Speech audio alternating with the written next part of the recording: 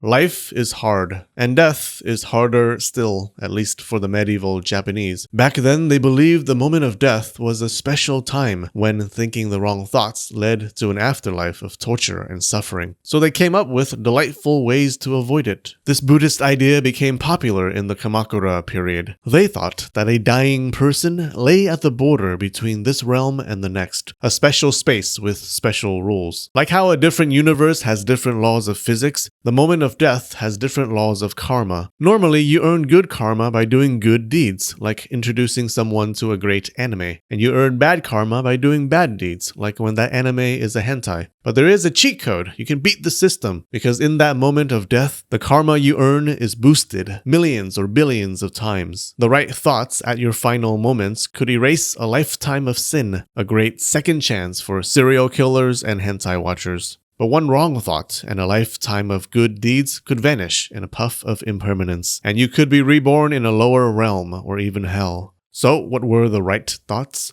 The mind of the dying often swam with thoughts of smallpox or dysentery for some reason, but to the dark side those thoughts led. The right thoughts were of the Buddha and of rebirth in an enlightened afterlife. By this time in history, Buddhism already had its prayer beads far up Japan's bum. Japan was stuck with it. The religious elites analyzed this thought crime problem from the front and the rear and every which way because it was a big problem. Controlling your thoughts is hard. If I tell you, don't think of a pink elephant, you can't help but think of a pink elephant. If I tell you, don't think of a cartoon turtle, you can't help but think of Mitch McConnell. So the Japanese came up with deathbed rituals to help people focus their thoughts on the Buddha. One of the rituals, the Chapel of Impermanence. When a Japanese noble contracted a bad case of the dying, his family moved him to a separate building called a Chapel of Impermanence with incense and flowers scattered about the place. They didn't want him to lie sick at home where he could look at his belongings and form thoughts of attachment. Hard to let go of worldly things when you're staring at your Pokemon card collection knowing that it's going to your little brother who likes to play with matches. Thoughts of attachment were dangerous. They said if a person clung to life, flies or ants would appear on the person's face. If a man died thinking of his wife, he would reincarnate as the white worms that emerge from a woman's nose. That's what they said. So if you got nose worms, your husband must have been thinking of you when he died. If you don't got them, oof. Well, at least he's in paradise, or he was thinking of the neighbor. The dying person would concentrate on a statue or painting of the Buddha and grip a 5-colored cord attached to the Buddha's hand to help focus his thoughts. This cord was special, and so were the methods to make it. One text forbade the reader from revealing the methods to normal people. Here's what it says. The threads should be spun in a purified room by a woman around 80 years old because she's free from the filthiness of sex. Right.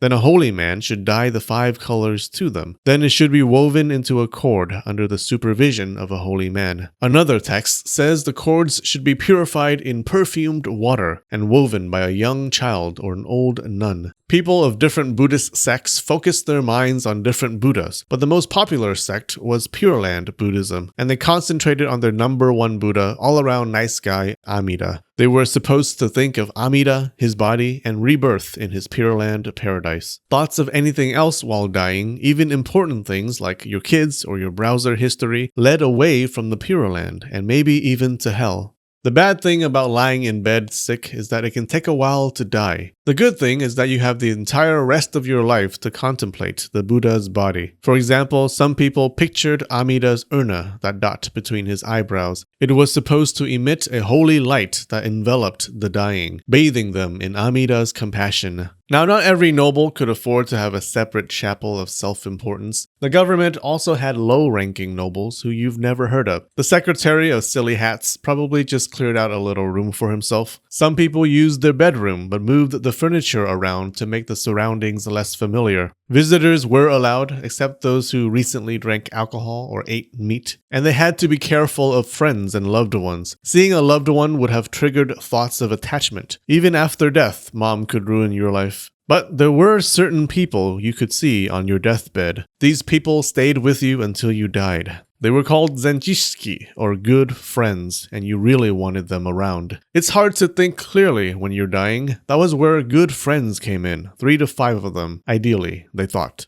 Being chosen as a good friend came with heavy responsibilities. and there were books on how good friends should act. As a good friend, you're supposed to take care of the dying person, cleaning them, changing the sheets, keeping the lamp going so the sick person can always see the Buddha painting. But mainly, you help the patient keep focus. One text says that you should take turns keeping watch, so that at least one good friend has eyes on the patient at all times. Never turn your back on the patient. Even when resting outside the room, you should be close enough to hear the patient's breathing. Keep the patient's mouth moistened with water so he can continuously recite scripture. The most dangerous question to ask a patient was, would you like anything? Because it would trigger desire. He'd start thinking, I want food, I want water, and next thing you know, bastards in hell deep-throating a torch. People wrote a list of their good deeds and died holding on to such lists. A good friend led the patient in chanting scripture, chanting in a pitch that was neither too high nor too low, allowing the patient to chant too.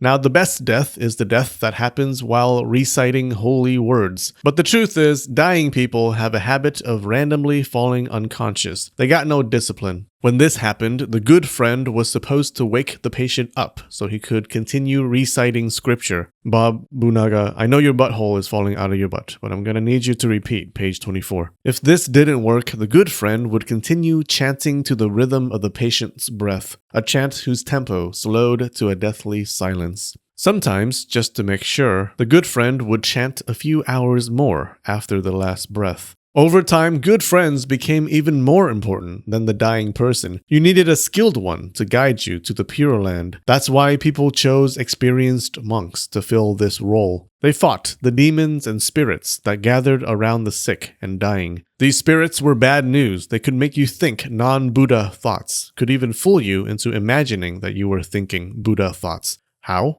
People believed that the images in your dying mind revealed where you went after death. So people commonly pictured the image of Amida Buddha descending to earth to carry his followers to the Pure Land. If people saw visions of fire or torture, their good friends were supposed to spring into action and yell encouragements like, "Get your act together, death is nigh," and "Don't think of my wife," which were very helpful in guiding them to think better thoughts. But evil spirits are cheeky little buggers, and they could inject into your head false visions of Amida descending to earth. It was the good friend's job to listen to your description of the vision and pick out clues of falseness. Sometimes a color was different, an object was missing, or something was just off about the vision. Because a dying person's visions could expose where that person was headed after death, good friends kept their mouths shut about it in public. These were considered private visions between a good friend and his dead friend, who's absolutely not drinking lava through his bum right now. People wanted monks to serve as good friends because monks knew religious stuff, and it became a common service that monks provided. Some elite monks became good friends for high-ranking nobles, but most were monks who lived isolated in the mountains. Probably normal monks didn't want to hang around dying people so much. It was impure. There were also mountain priests who built chapels of impermanence in the hills. People gave their dying family members to these priests, and they would perform deathbed rituals and even funerals and body disposals. There's evidence that commoners sometimes did these deathbed rituals too, but the typical commoner was busy trying to put food on his family. Who had enough money to hire 3 to 5 experts to take care of Papa? No, Papa probably got one monk good friend, or even good friends not of the monkish variety.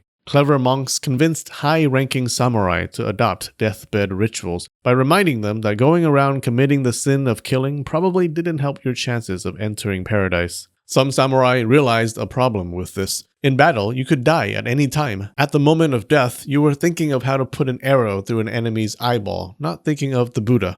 The solution? Camp priests. In later medieval times, warriors brought priests to the battlefield who prayed for them before the fighting, kind of a mini deathbed ritual. Buddha, please forgive me for the badass sins that I'm about to commit on these poor motherfuckers. There were a few monks who criticized deathbed rituals. They said, these ain't Buddhists, this some bullshit. Buddhists were supposed to let go of desires, yet these goal-having losers were clinging to the desire to enter the Pure Land. Even the founders of Pure Land Buddhism said that trust in Amida was the path to salvation, not trust in 3 to 5 worthless ordinary persons. Let Amida be your good friend. But these criticisms were like drops of pee in a swimming pool. They didn't make a big difference. Deathbed rituals remained a popular practice. Mountain priests had plenty of business. And Buddhist monks were no strangers to dead bodies. Dead bodies were actually super useful. For example, monks used dead bodies to fight their erotic desires. This bizarre method to erase their erections you can see by clicking here. Alright, we have a new emperor on Patreon today, Moon Rose. Arise, my moon. We also have some regular patrons. The king of all the snakes, your majesty. Lila du Paris, Shannon Alexander, Tim Vanderplug, Caitlin Lagarde, Alyssa Gallivan, and James Roach. Thanks so much, you guys. Alright, I love you and spread the knowledge.